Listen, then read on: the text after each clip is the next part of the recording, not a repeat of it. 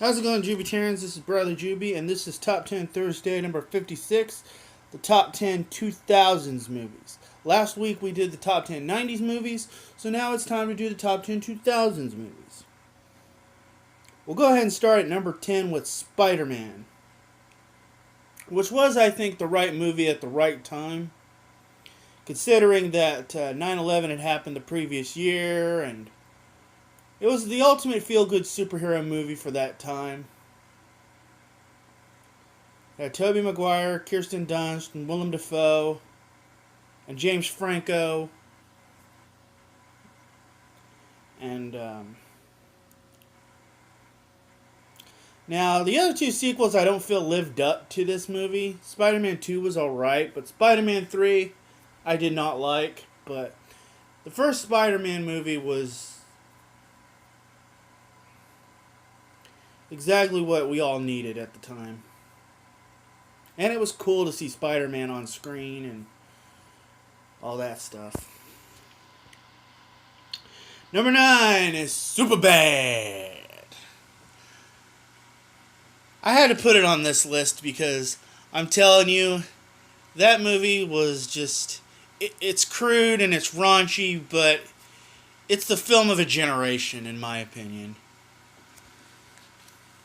It's also what introduced me to Emma Stone.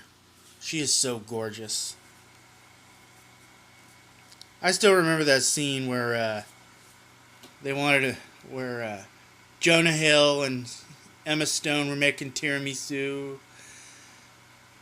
Don't forget Seth Rogen and my fellow Okie Bill Hader as the cops, and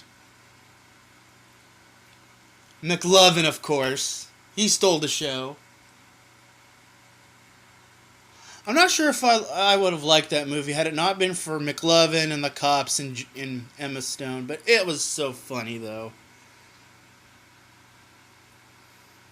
You guys on MySpace, or...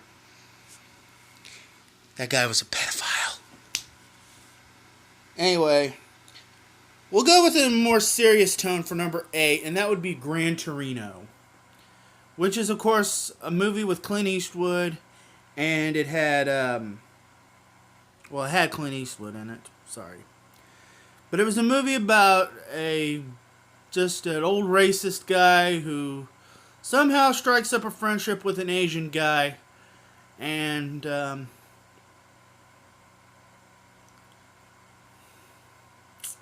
it's kind of... I consider it the American History X of the 2000s, pretty much. But,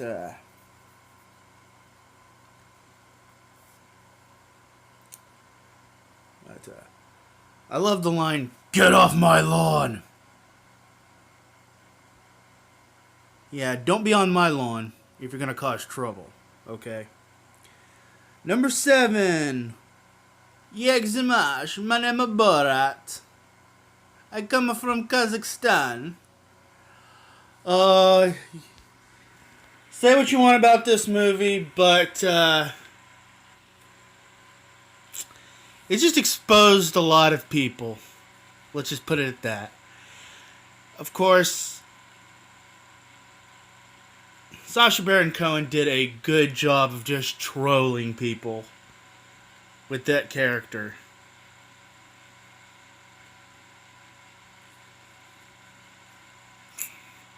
Okay, at number 6, we got Star Wars Revenge of the Sith.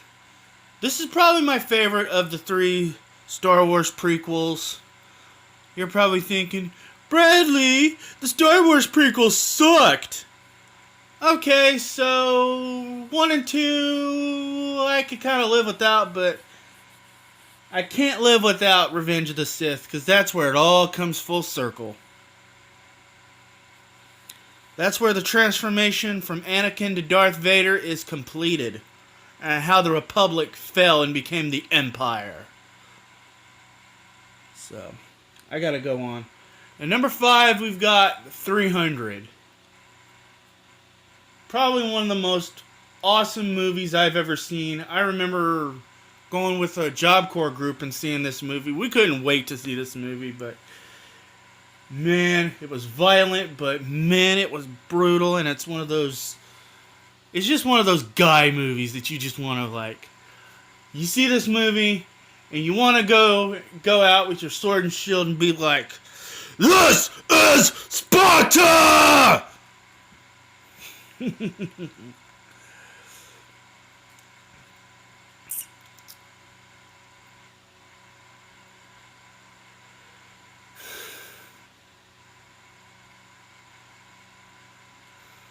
I know that was an awkward pause, but I'll go ahead and go to number 4 with Pirates of the Caribbean: The Curse of the Black Pearl.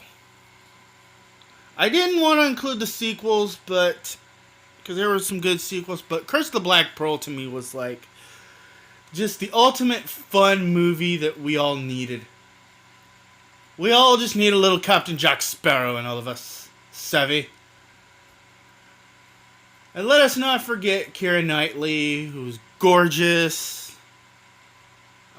Orlando Bloom was awesome as well.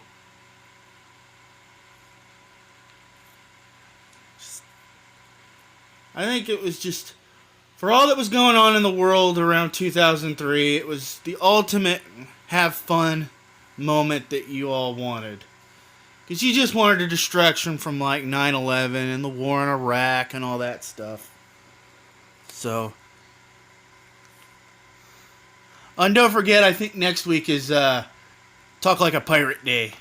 So, on that, I think it's September 19th, which I think is next Wednesday, but next Wednesday you best be talking like a pirate, savvy? Alright, at number 3 is Napoleon Dynamite. Come on, Napoleon, give me some of your tots.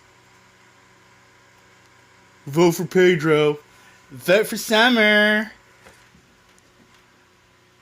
Although I did think that Summer was kind of a bit of a racist when she said, "Who wants to eat chimichangas all year?" I'd have been like, Deadpool does. I would have never voted for Summer. My vote would have gone for Pedro. Too bad Pedro couldn't have run for president. I would have definitely voted for Pedro if he had run for president.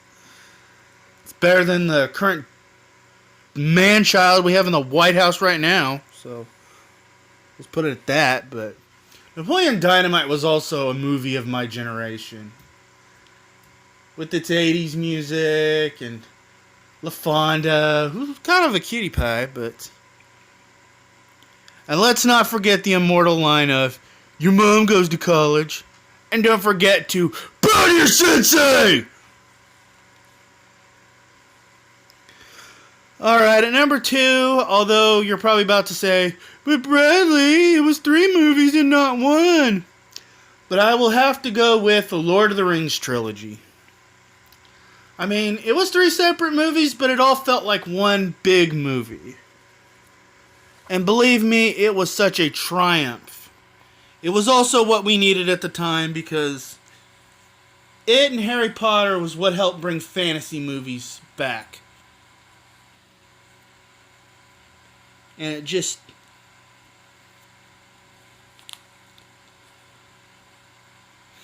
And it also gave us My Precious.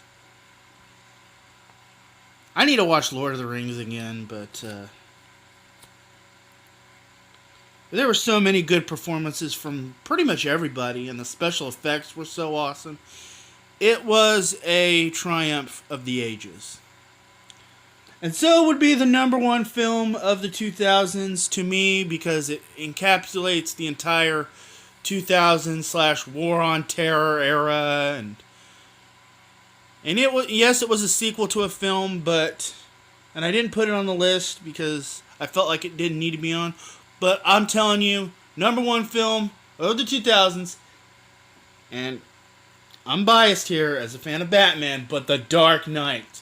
To me, that was the movie that just summed up the whole decade. Plus, Heath Ledger was phenomenal as the Joker. Everybody was phenomenal in that movie, and it was one of the most awesome movies I'd ever seen. Okay, don't forget Free Format Fridays tomorrow, and Suggestion Saturdays on Saturday. and all that other stuff. This is Bradley Juby saying peace out.